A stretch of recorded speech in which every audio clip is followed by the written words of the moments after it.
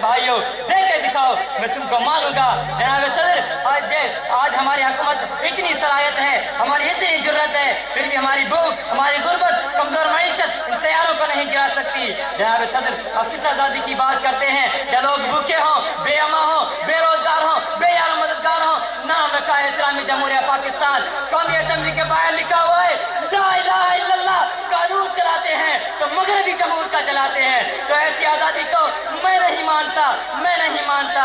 जनाब सदर, इनके जवाब में मैं सवाल करता हूँ, क्या हमें ये मुल्क इसलिए मिला था, क्या हमें ये मुल्क इसलिए मिला था कि नाकानून मुआशरे की जड़ों में फैल जाए, तेजाब से तेज बढ़ती हुई करप्शन और करीब आखिरी हुदूद से तजावुज कर जाए, जहाँ तैलीम बैंकों के अंदर जहालत की ठोकर बने, जहाँ अदालतों में इंसाफ न मिलता हो, जहाँ कानून की बोटियां नोचने में पकड़ महसूस करते हो, तो जनाबे वाला मैं ऐसी आज़ादी को मालूम तस्लीम नहीं करता।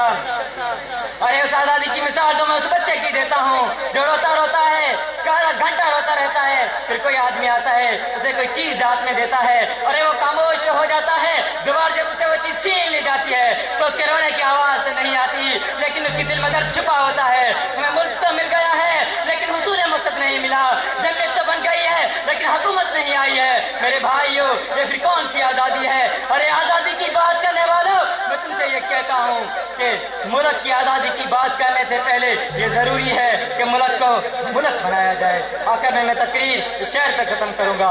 गुलाब हरफों को अपने जज्बों में पेश करने, गुलाब हरफों को अपने जज्बों में पेश करने तुम आ गए हो तो सच्चे लहजे में बात करना कि वो ख्वाब लम्हे कहाँ गए कि जिनका वारिस ज़मीं की अजमत का आईना था।